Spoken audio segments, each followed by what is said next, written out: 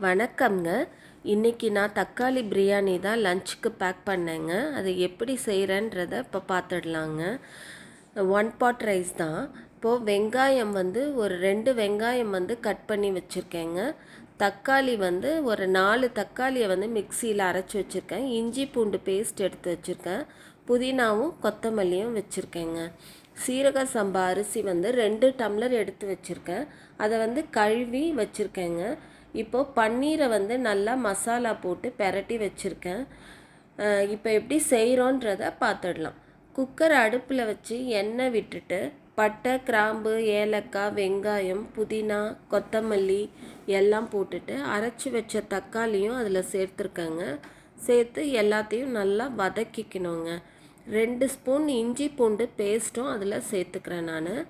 சேர்த்துட்டு இதை நல்லா எண்ணெயில் வதக்கிக்கலாம். வதக்கி அதெல்லாம் கலர் மாதிரி ஒரு தொக்கு மாதிரி வரும். அந்த ஸ்டேஜில் நம்ம கொஞ்சம் சுண்டல் நான் நேற்றே ஊற வச்சு எடுத்து வச்சுருக்கேங்க. அது நீங்கள் வேணான்னா ஆப்ஷனல் தான், வேணும்னா போட்டுக்கலாம், வேணாட்டி விட்டுடலாம். நான் சும்மா அங்கங்கே ஒன்று கிடச்சா நல்லா இருக்குன்றதுக்காக ஒரு கைப்பிடி சுண்டலை அதில் சேர்த்துக்கிறேங்க. சுண்டலை சேர்த்துட்டு உப்பு தேவையான அளவு போட்டுக்கிறேன் நான். உப்பு போட்டுட்டு இன்னும் நல்லா வதக்கிக்கலாம். அதை வதக்கிட்டதும் தனி மிளகாத்தூளும் கரம் மசாலா தூளும் இதில் சேர்த்துக்கிறேங்க. சேர்த்துட்டு நல்லா அதையும் வதக்கிக்கலாம்.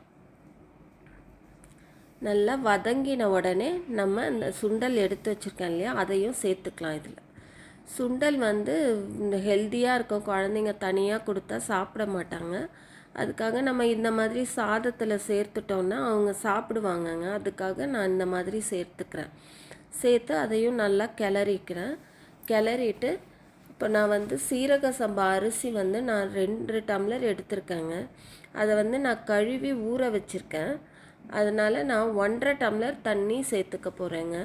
அந்த 1.5 டம்ளர் தண்ணியை இப்போது சேர்த்துக்கலாம். இப்போ எல்லாம் நல்லா வதங்கி வந்துடுச்சு.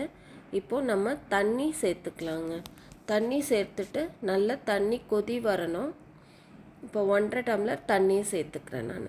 சேர்த்து நல்லா கொதி வரட்டும், அது வரைக்கும் வெயிட் பண்ணலாம். கொதிக்கட்டும். கொதித்ததும் நம்ம ஊற வச்ச அரிசியை சேர்த்துக்க போகிறோம். இது நம்ம சாதாரண அரிசிலையும் செய்யலாங்க.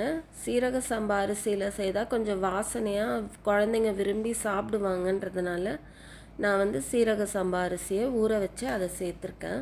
இப்போ தண்ணி நல்லா கொதி வந்துடுச்சு பாருங்கள். இப்போது நம்ம ரைஸை சேர்த்துக்கலாம். ரைஸை சேர்த்து அதுவும் சேர்ந்து நல்லா ஒரு கொதி வருங்க. கொதி வந்த உடனே நம்ம குக்கரை மூடி வச்சிடலாம். குக்கர் மூடி வச்சுட்டு நல்லா 2 விசில் விட்டுக்கலாங்க. 2 விசில் விட்டுட்டு சிம்மில் ஒரு 5 நிமிஷம் வச்சு எடுத்தோன்னா நம்மளுக்கு பிரியாணி நல்லா வந்துடுங்க.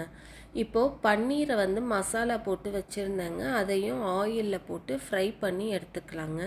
இந்த பன்னீர் ஃப்ரைக்கு நான் என்னென்ன சேர்த்துருக்கேன்னா மஞ்சத்தூள் போட்டிருக்கேங்க, உப்பு, தனி மிளகாத்தூள், கரம் மசாலா இதெல்லாம் போட்டு நான் பரட்டி வச்சுருந்தேன். கொஞ்சம் ஒட்டாமல் வரத்துக்காக கார்ன்ஃப்ளவர் தூளும் போட்டேங்க. அதெல்லாம் போட்டு பன்னீரை நம்ம நல்லா ஃப்ரை பண்ணி எடுத்துட்டோன்னா இந்த சாதத்துக்கு இதை தொட்டுக்கும்போது நல்லா டேஸ்டியாக இருக்குங்க. நல்லா லஞ்சுக்கு சுண்டல், பன்னீர் இந்த மாதிரி நல்லா ப்ரோட்டீனோடு சாப்பிடும்போது குழந்தைங்களுக்கு ஹெல்த்தியாக இருக்கும், நல்லா ஃபில்லிங்காகவும் இருக்குங்க. இப்போ நம்மளுக்கு பன்னீரும் ரெடி ஆகிடுச்சு. பன்னீரையும் எடுத்துடலாங்க. இப்போது குக்கர் தம் அடங்கிடுச்சுங்க. விசில் எடுத்து விட்டுட்டு நம்மளுக்கு இந்த தக்காளி பிரியாணி எப்படி வந்திருக்குன்றத பார்க்கலாம்.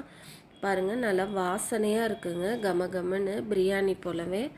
நீங்கள் இப்போது இதை கிளறி விட்டுக்கிறேன் பாருங்கள். நல்லா உதிரு உதிராக நல்லா வந்துடுச்சு. நான் சொன்னது போல் 2 டம்ளருக்கு 1.5 டம்ளர் தண்ணி வச்சிங்கன்னா நல்லா ஒட்டாமல் அடி பிடிக்காமல் நல்லா வந்துடும். லன்ச் பேக் பண்ணிட்டேங்க. செய்து பாருங்கள், ரொம்ப டேஸ்டியாக ஹெல்த்தியாக இருக்குங்க.